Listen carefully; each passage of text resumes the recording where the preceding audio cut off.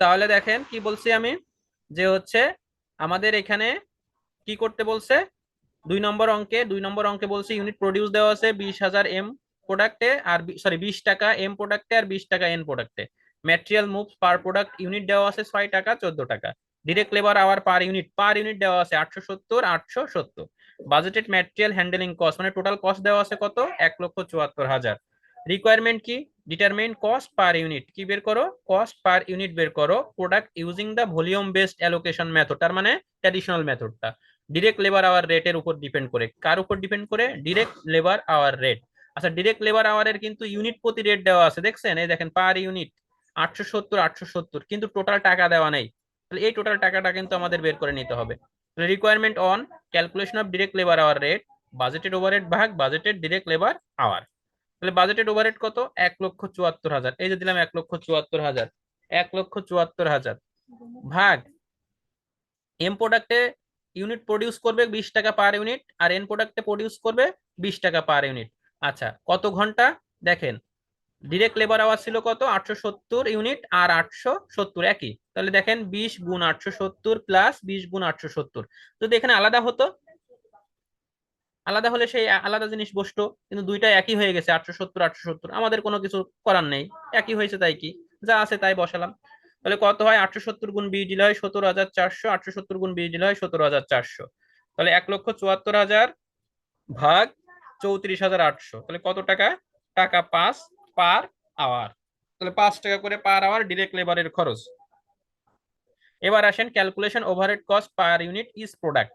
তাহলে calculation overhead cost per unit is product, প্রত্যেক প্রোডাক্টের জন্য ওভারহেড কস্ট পার ইউনিটটা বের করতে হবে।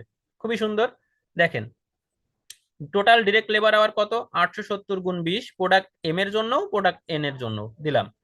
লেবার আওয়ার রেট কত আছে, এই যে একটু আগে বের করেছি, এই যে 5 টাকা, কত টাকা, 5 টাকা, এই যে দেখেন 5 টাকা 5 টাকা। তাহলে টোটাল ম্যাটেরিয়াল হ্যান্ডেলিং কস্ট কত, 17,400 গুণ 5, 17,400 গুণ 5, এই যে দেখেন 17,400 গুণ 5, 17,400 গুণ 5 দিলে কত হলো, 87,000 টাকা।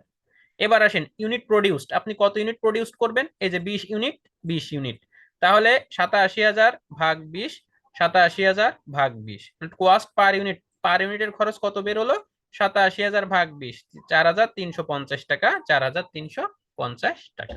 শেষ, আমরা কস্ট পার ইউনিট পেয়ে গেলাম। এবার আমাদের রিকোয়ারমেন্ট টু তে কি বলছে, রিকোয়ারমেন্ট টু তে বলছে এবিসি মেথডে কস্ট পার ইউনিটটা বের করো। এবিসি মেথডে কস্ট পার ইউনিটটা বের করি। প্রথম যে স্টেপ কাজটা ছিল কি, calculation cost per unit product using ABC method, ওই সেই সূত্র, বাজেটেড ম্যাটেরিয়াল হ্যান্ডেলিং কস্ট, যেহেতু এখানে হ্যান্ডেলিং কস্ট নামে আছে এই জন্য আমরা হ্যান্ডেলিং কস্ট দিলাম, আর budgeted material moves, handling cost কত আছে, 1,74,000, টোটাল যে খরচটা কত আছে দেখেন তো, টোটাল যে খরচটা 1,74,000। আর ওইখানে দেখেন কি ছিল, মেশিন সেট আপ আওয়ার ছিল আর ইন্সপেকশন ছিল। তাহলে এখানে আছে কি, ম্যাটেরিয়াল মুভস প্রোডাক্ট ইউনিট 6 টাকা আর 14 টাকা। তাহলে দেখেন 6 টাকা আর 14 টাকা, এই যে দেখেন 6 টাকা আর 14 টাকা, 6 আর 14 মিলে কত হলো, 20। এই 20কে আবার জন্য কেউ আর প্রোডাক্ট প্রোডাক্ট ইউনিট ভাইবেন না, এটা হচ্ছে কিন্তু ওই দুটার যোগফল, এম প্রোডাক্ট আর এন প্রোডাক্টের, এই যে এম প্রোডাক্ট আর এন প্রোডাক্টের, এই যে প্রোডাক্ট ম্যাটেরিয়ালস মুভ ইউনিট 6 আর 4 মিলে কত হলো, 10। এই যে 6 আর 4 মিলে আমাদের হয়ে গেল কত টাকা, 6 আর 14 মিলে হয়ে গেল কত, 20 টাকা। জি 14, ঠিক আছে, ধন্যবাদ ধরিয়ে দেওয়ার জন্য। 6 আর 14 মিলে হলো 20, 1,74,000 ভাগ 20 কত হয়, টাকা 7,800। টাকা 7,800 আমরা কি পেলাম, রেট পার ম্যাটেরিয়াল মুভ পেলাম। ভেরি গুড, আগের যে কাজটা করেছি তাই। এখন এই ছকে সেটা প্রমাণ করে দিব। টোটাল ম্যাটেরিয়াল মুভস, ওই যে সেই 6 টাকা আর 14 টাকা। Material handling cost 8,700 per unit গুণ 6, 8,700 গুণ 6 দেন কত আসে,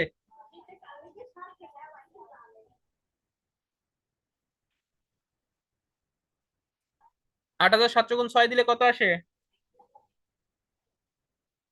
ভাইয়া 52,200। গুড, 52,200। 8,700 গুণ 14 দিলে কত আসে,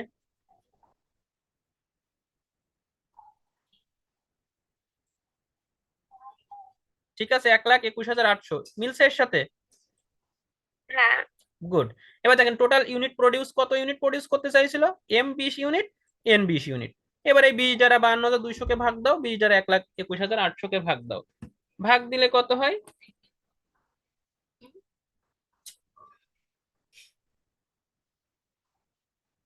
আচ্ছা, তাহলে এখন কত হলো?